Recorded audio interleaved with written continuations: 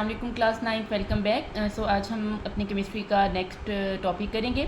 इस टॉपिक में हम बेटे आयोनिक कंपाउंड और कोवलेंट कंपाउंड की प्रॉपर्टीज़ का आपस में कंपैरिजन करेंगे, देखेंगे कि आयोनिक कंपाउंड्स में क्या चीज़ डिफरेंट है जो कोवलेंट कंपाउंड से, और कुछ चीज़ें इनमें सिमिलैरिटीज़ भी होंगी, उनको भी देखेंगे। यहाँ पे जस्ट मैंने हिंट दिए हैं, सो इस पे ना जाइएगा कि इंग्लिश में है। ये सेम जो वर्ड्स है ये उर्दू बुक मीडियम बुक में भी हैं और इंग्लिश मीडियम बुक में भी हैं। सो मैंने इनको जस्ट एक हिंट दिया है।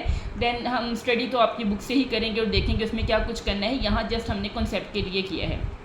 सो अगर हम इसके कंपैरिजन में आए तो पहला कंपैरिजन जो हमारे पास आ जाता है, इन दोनों के बारे में आप बहुत ब्रीफली स्टडी कर चुके हैं। तो जस्ट अब हमने वो जो आपने स्टडी किया हुआ है, जो आपके कॉन्सेप्ट क्लियर हैं, उन्हीं का हमने कंपैरिजन करना है। अगर हम आयोनिक कंपाउंड्स की बात करते हैं तो आयोनिक कंपाउंड्स आयन से मिलके बने होते हैं। वो आपने देखा था ना, पॉजिटिव आयन है और नेगेटिव आयन है।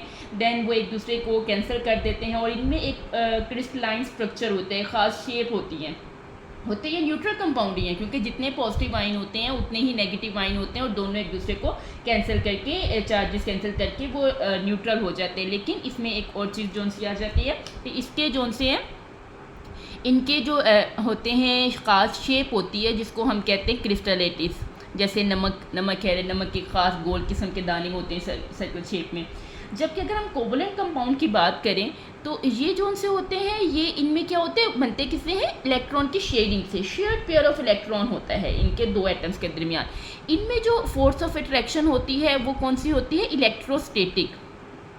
ठीक है, इलेक्ट्रोस्टैटिक फोर्स ऑफ अट्रैक्शन जो पॉजिटिव और नेगेटिव आयन के दरमियान है। जबकि यहाँ पर जो फोर्स ऑफ अट्रैक्शन है वो किसकी वजह से होती है, शेयर्ड पेयर ऑफ इलेक्ट्रॉन की वजह से। अब क्योंकि आयोनिक कंपाउंड आयन से मिलके बने हैं और इलेक्ट्रोस्टैटिक फोर्स ऑफ अट्रैक्शन एक स्ट्रॉन्ग फोर्स है, मजबूत फोर्स है, इसी वजह से जितने भी आयोनिक कंपाउंड हैं वो भी बेटे बहुत ज़्यादा स्ट्रॉन्ग होते हैं। उनको आप ना तो ईजिली मेल्ट कर सकते हो और ना ही ईजिली बॉयल कर सकते हो। जितना किसी चीज़ को मेल्ट करना या बॉयल करना मुश्किल होता है तो मतलब क्या है, उसका मेल्टिंग पॉइंट और बॉइलिंग पॉइंट काफ़ी ज़्यादा हाई हो। जबकि एज अ कंपेरेटिव अगर हम कोवलेंट कंपाउंड को देखें तो ये ज़्यादा टेम्परेचर नहीं लेते, ये कम टेम्परेचर पे भी मेल्ट और बॉयल हो जाते हैं। तो हम कह सकते हैं कि इनके मेल्टिंग और बॉइलिंग पॉइंट क्या है, लो है। नेक्स्ट हम इनकी सॉल्युबिलिटी की बात करते हैं, हाइपरजीडी की बात करते हैं कि किस में कितना सॉल्युबल होते हैं। तो जो आयोनिक कंपाउंड है वो सिर्फ पोलर सॉल्वेंट में सॉल्युबल होंगे। पोलर सॉल्वेंट क्या, जिनके ऊपर जो आयंस होंगे ना, तो हमने पढ़ा था पोलैरिटी के बारे में भी। तो जो positively partial positive, partial negative charges, सारा कुछ बेटे हम पढ़ चुके हैं कोवलेंट कंपाउंड के लिहाज से भी और आयोनिक कंपाउंड के लिहाज से भी। सो पोलर सॉल्वेंट वो होते हैं जिनके ऊपर पोल्स होते हैं, positive pole and negative pole. अब क्योंकि आयोनिक कंपाउंड भी आयन से मिलके बने जिनके ऊपर पॉजिटिव चार्ज होता है और नेगेटिव चार्ज। सो आयोनिक कंपाउंड किस में सॉल्व होंगे, पोलर में। पॉजिटिव वाला नेगेटिव को अट्रैक्ट कर लेगा सॉल्वेंट के और नेगेटिव वाला पॉजिटिव वाले को अट्रैक्ट कर लेगा सॉल्वेंट क्या, जिसमें कोई चीज़ डिजॉल्व होती है। जैसे आपके पास नमक है, एक आयोनिक कंपाउंड है, वाटर जो से वो आपके पास पोलर सॉल्वेंट होता है क्योंकि उसके हाइड्रोजन के ऊपर पार्शियल पॉजिटिव चार्ज होता है, ऑक्सीजन के ऊपर पार्शियल नेगेटिव है। ये सब कुछ हम स्टडी कर चुके हैं बेटे पिछले वाले लेक्चर्स में। किसी को कोई कन्फ्यूजन है तो पिछला लेक्चर खोल के सुन लें। सो जितने भी आयोनिक कंपाउंड है चार्जेस की वजह से किस में डिजॉल्व होंगे, पोलर सॉल्वेंट में। जबकि इनकी बात की जाए तो इनके ऊपर तो पॉजिटिव और नेगेटिव चार्ज नहीं होते, पार्शियलिटी नहीं होती। तो ये पार्शियल जो है पोलर सॉल्वेंट उनमें हल भी नहीं होंगे, उनमें डिजॉल्व भी नहीं होंगे। ये किस में होंगे, non polar solvent. Non polar solvent क्या होता है, जैसे आपके पास ऑयल्स हो गए, जितने भी आपके पास ऑयल्स हैं, पेट्रोल है, ईथर है, ये सारे के सारे क्या है, नॉन पोलर, जिनके ऊपर पोल्स नहीं बने होते। तो जो कोवलेंट कंपाउंड है वो नॉन पोलर में डिजॉल्व होंगे, जबकि आयोनिक कंपाउंड पोलर में। उसके बाद हम इसकी बात कर रहे थे कंडक्टर की। अच्छा, सॉलिड स्टेट में दोनों ही नॉन कंडक्टर हैं। जो आयोनिक कंपाउंड है, नमक है ना सॉलिड स्टेट में, तो उसमें से आप इलेक्ट्रिसिटी पास करना चाहो तो नहीं गुजरेगी। सॉलिड स्टेट में आयोनिक कंपाउंड भी नॉन कंडक्टर है और कोवलेंट कंपाउंड तो होते ही नॉन कंडक्टर है। बट अगर आयोनिक कंपाउंड को आप डिज़ोल्व कर दो, इसका वाटर में डिज़ोल्व कर दो या किसी भी और पोलर सॉल्वेंट में, यानी कि आप इसकी सोल्यूशन स्टेट ले लो या फिर आप इसकी मेल्टेड फॉर्म में ले लो, पिघली हुई हालत में, तो ये कंडक्टर बन जाते हैं। तो इनमें से इलेक्ट्रिसिटी पास हो जाती है। सो आयोनिक कंपाउंड सॉलिड स्टेट में नॉन कंडक्टर, कोवलेंट कंपाउंड होते ही नॉन कंडक्टर हैं। बट जो आयोनिक कंपाउंड है, अगर आप उनका सोल्यूशन तैयार कर लो, डिजॉल्व कर लो या फिर आप उसको मेल्ट कर लो, ओके तो वो क्या बन जाएंगे, conductor, otherwise these are non conductor. So ये बेटे हमारे पास 4 पॉइंट है जिसको हमने करना है। अब बुक की तरफ आ जाते हैं ताकि हम उससे भी इसको एक्सप्लेन कर लें।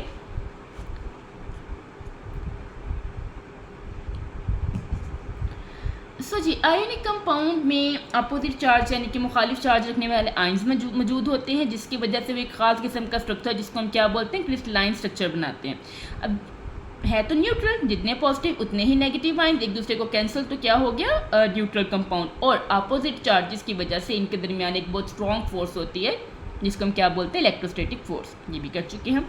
जबकि अगर हम कोवलेंट कंपाउंड पे आ जाएं तो इसमें क्या होता है, एटम के न्यूक्लियाई के दरमियान क्या होता है, शेयर्ड इलेक्ट्रॉन का पेयर। इसमें भी अट्रैक्शन की फोर्स मजबूत है और ये भी क्या है, न्यूट्रल कंपाउंड। आयोनिक कंपाउंड की बात करें तो ये सॉलिड स्टेट में मिलते हैं, मेल्टिंग और बॉइलिंग पॉइंट बहुत हाई होते हैं। एग्जांपल दी गई सोडियम क्लोराइड की, जो कि लास्ट लेक्चर में भी हमने आयोनिक कंपाउंड वाले लेक्चर में किया था। 801 डिग्री सेल्सियस है, एमसीक्यू के लिए इंपॉर्टेंट है। वैसे ये क्वेश्चन लॉन्ग क्वेश्चन के लिए इंपॉर्टेंट है, नोट कर लीजिएगा। अच्छा जी, इसकी वजह क्या है जी, सोडियम और क्लोराइड आयन के दरमियान अट्रैक्शन की फोर्स काफ़ी ज़्यादा स्ट्रॉन्ग होती है। जबकि कोवलेंट कंपाउंड की बात की जाए तो 2 या 2 से ज़्यादा नॉन मेटल जो से होते हैं वो आपस में मिलकर क्या बनाते हैं, कोवलेंट कंपाउंड। इसमें जो जिनके मॉलिक्यूलर मैसेज कम है वो तो गैसेस फॉर्म में है और उनके मेल्टिंग और बॉइलिंग पॉइंट भी कम होंगे। जितना एटॉमिक मास ज़्यादा होता जाता है, एटम्स हैवी होते जाते हैं, मॉलिक्यूल्स और कंपाउंड हैवी होते जाते हैं, तो उनको मेल्ट करना, उनको बॉयल करना डिफ़िकल्ट होता जाता है और वैसे ही उनके मेल्टिंग और बॉइलिंग पॉइंट्स ज़्यादा। तो स्टार्ट वाले जो हैं गैसेस फॉर्म में हैं या लिक्विड फॉर्म में, उनके बॉइलिंग पॉइंट्स तो कम है, लेकिन जैसे मॉलिक्यूलर मास ज़्यादा हो जाता है तो कंपाउंड्स हमारे पास किस कंडीशन में आ जाते हैं, सॉलिड स्टेट में, ठोस हालत में, और इनके मेल्टिंग और बॉइलिंग पॉइंट्स क्या हो जाते हैं, कंपैरेटिवली कम हो जाते हैं उसकी निस्बत आयोनिक कंपाउंड की निस्बत। अच्छा जी, आयोनिक कंपाउंड पोलर सॉल्वेंट जैसे कि वाटर में डिज़ोल्व होते हैं, जबकि जो कोवलेंट कंपाउंड है वो किस में होंगे, नॉन पोलर सॉल्वेंट। उसकी एग्जांपल एथिल, बेंजीन, पेट्रोल, सब कुछ ही आ जाता है। आयनिक कंपाउंड की बात करें तो मेल्टेड फॉर्म में या सोल्यूशन में, क्योंकि इनमें आयंस मौजूद होते हैं इसलिए ये इलेक्ट्रिसिटी को कंडक्ट कर सकते हैं, इनमें से बिजली गुजर सकती है, जबकि ये इलेक्ट्रिसिटी के कंडक्टर नहीं होते, इनमें से बिजली नहीं गुजर सकती। सो ये आज का एक छोटा सा लेक्चर था, बट इम्पोर्टेंट वन था, छोटा लेकिन इम्पोर्टेंट है, लॉन्ग क्वेश्चन के लिए आपको आ सकता है। एक छोटा सा एमसीक्यू है तो ध्यान से इसको कीजिएगा। अच्छे, इसमें से बहुत ज़्यादा शॉर्ट क्वेश्चन भी बन सकते हैं। आपको कहा जा सकता है compare the melting and boiling point of ionic compound और covalent compound। so ये compare the solubility dissolve होना of the ionic compound and covalent compound and compare the conductivity of ionic compound and covalent compound। so ये 4 points हैं, ये आपके as a short question भी आ सकते हैं। अगर कोई कन्फ्यूजन, कोई मुश्किल तो kindly let me know and मुझे कमेंट सेक्शन में बताएं ताकि हम मिल के as a teacher and student उस प्रॉब्लम को सॉल्व कर सकें, उसका सोल्यूशन ढूंढ सकें। थैंक यू जी, best of luck for you, अल्लाह हाफिज़।